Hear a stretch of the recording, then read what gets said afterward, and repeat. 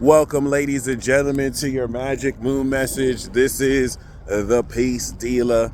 Moon is in Pisces, Sun is in Sagittarius, and relative to the moon in Virgo that started this transit off, highly recommend you watch that. That was 2 weeks ago.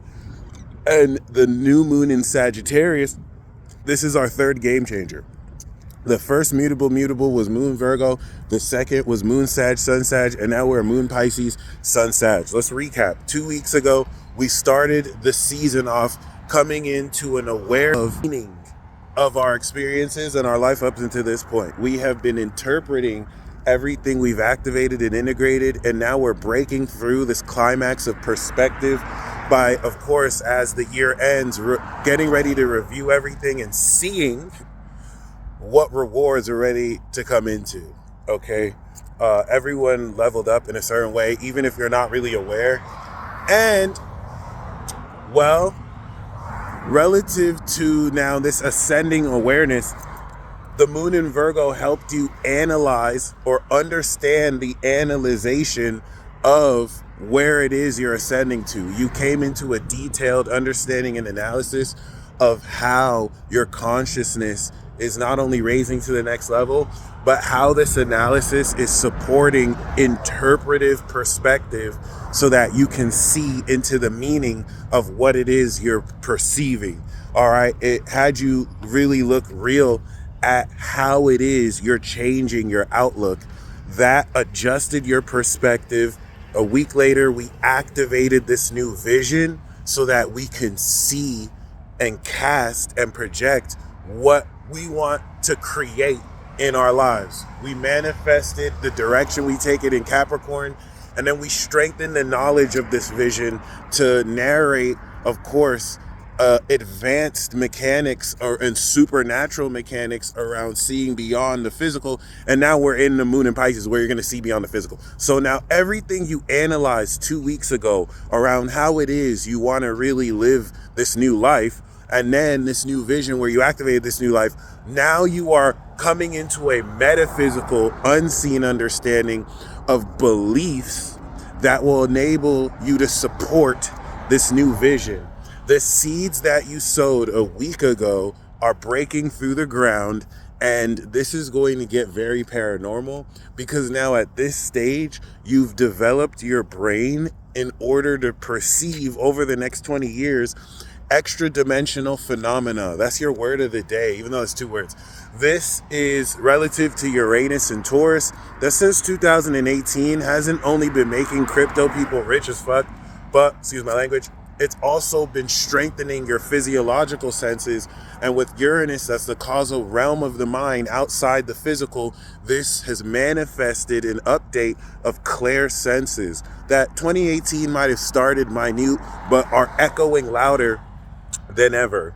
And the reason why, once again, that's very significant is because when you look at how much you've grown in just a short 6 months with Jupiter and Gemini, now that the sun has met Mercury and is opposite Jupiter and Gemini, this is tying your consciousness and your brain processor in order to account and harvest for this expansion of your mindset and the thoughts with which you program your brain and your mind. So it's going to add a sharpness to how much more you can see and aligning with what the truth is of what you're seeing, so that as beliefs start to surface from within, you get to adjust your perspective relative to where you want to believe you can take this vision.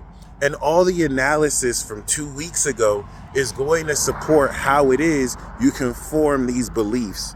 The moon is on Saturn and Neptune, which is going to re-establish a 28-day cycle with this divine karma, the totality of your belief system. And this is where, of course, with fire and water energy and no Virgo, motherfuckers gonna be delusional shit. Once again, excuse my language, but I just like, people are going to really just be throwing shots and saying stuff that in their minds and hearts makes sense and is for a good cause, but has no basis in reality. You feel me? Like, you could see someone and think there's something, and like, you're standing up for a good cause, but in reality, they're not really what you said they were. And it almost looks like you're saying it for attention. So, just be mindful of that. Transits like this really get people tapped into ideals, and their inability to translate that real time in real life could just really make them look delusional. And you don't necessarily want to get caught arguing nothing burgers with people, figuratively, philosophically, literally, mentally. The more you can really just align to what's true, the better. Obviously, perspectives and actions not in alignment with what's really true will really just expose themselves. But you yourself don't want to get caught up in your own delusions and illusions, or take things personal that aren't really that serious. So just keep that in mind. You may come into a lot of theories, ideas that sound fantastical, that look fantastical. Sag is vision, Pisces is recreation through belief and imagination, and it can inspire people to imagine all sorts of theories. It can imagine people to imagine, to recreate how something is that only exists in their head, but isn't really like that for real. So you'll be able to tell by this, incongruence, the intentions of where people are coming from. And, once again, that's a deep rabbit hole that if people want to be delusional and believe, they'll believe because they just want to believe. So don't necessarily feel like you have to spread clarity. Universe is already doing that. And, some people do best by exposing themselves. So just keep that in mind, because once again, with the alignment of the moon and Saturn and Neptune, this is going to disillusion you from previous beliefs that no longer support the details that have been provided through 2 weeks ago of analysis. This is also going to now support an unseen metaphysical, outside the physical understanding of what and how it is you actually perceive. So the purpose of this integration is the first quarter square, the 90-degree angle we're making is like riding a bike. You have to get a certain velocity for the bike to be straight. This is what the adjustment of the fourth house is. You must shift your beliefs in order to align with your vision. This is metaphysical. The whole notion of that is 99+% of what you perceive is non-physical. So are you allowing the integrity of your beliefs to help support and create the experiences you are experiencing, or are you going to let false beliefs that are kind of more governed by fear and doubt really now erode and get in the way of the seeds you planted? Because as these seeds sprout, they're going to really reveal hidden beliefs that you must adjust your vision to these beliefs that have integrity, so that you can now continue to integrate this vision and harvest it in Gemini with a true understanding of the meaning of this ascension. This is also where this apotheosis process is going to be a lot more exciting, as Pluto has just entered Aquarius and Hades wants to do this very weird plot point relative to an assassin and a CEO. And if that's just 0 degrees Aqua, get ready, folks. That being said, though, the sextile to Uranus and Taurus is going to take this strengthened, extra-dimensional quality, unconventional, innovative, physiological quality of your five senses, and it's going to ground that metaphysical nature of how you're being guided to train your imagination to see beyond the physical.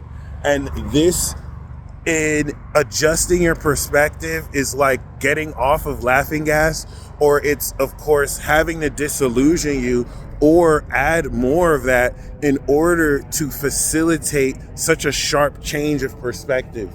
And people who aren't willing to let go of beliefs that aren't really real, or are just so tied very deeply to their sense of identity, will, in being stubborn, just fall deeper into the rabbit hole of delusion. And this is where you just gotta let them do it, because they'll teach themselves the lessons that they need to teach themselves. But regardless, with the influence of Neptune, there's more, there's deeper, there's more beyond that you're going to really uncover. The goal here is to completely switch up how it is and why it is you're seeing what you're seeing. So things hidden in plain sight are going to disillusion, and you're going to see very clearly. And the goal is to change your thinking around it, instead of reacting to it. You are the creator. You are like a magician. You can co-create with an experience and select new ways for you to respond, which is your karma, instead of trying to change the external. Okay?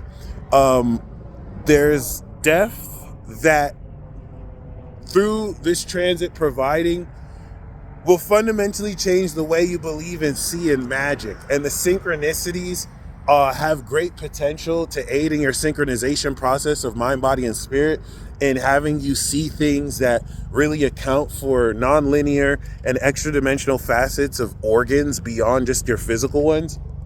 However, you don't want to necessarily use confirmation bias to allow the subjective realm of your synchronicities to steer you in the wrong path, because you're clinging on to beliefs that, while they might be noble or true, don't have any basis in the context of reality, that people may be trying to force a square peg through a round hole. Because a lot of people want to feel different. A lot of people want to feel special. A lot of people want kind of something that differentiates them from the collective as we break through into Aries. And when we remember that, despite different origins or lineages, no one is truly separate. I don't mean that in a kumbaya unity kind of way. I mean that in everyone's going to die one day, and everyone bleeds. So there's just transcendent themes that, relative to this collective unconscious sea, that everyone's connected by, is going to now help you understand how every interrelated piece is connected in the whole, and how you're supporting your vision with updated beliefs that will also unlock a very unique and sacred level of transformation through your own perception. All right. The square that the moon will make to Jupiter and Gemini will also adjust how you've been leveling up your thought process, so that you can update the thoughts you're thinking relative to how your beliefs you are understanding are changing. Why are your beliefs changing?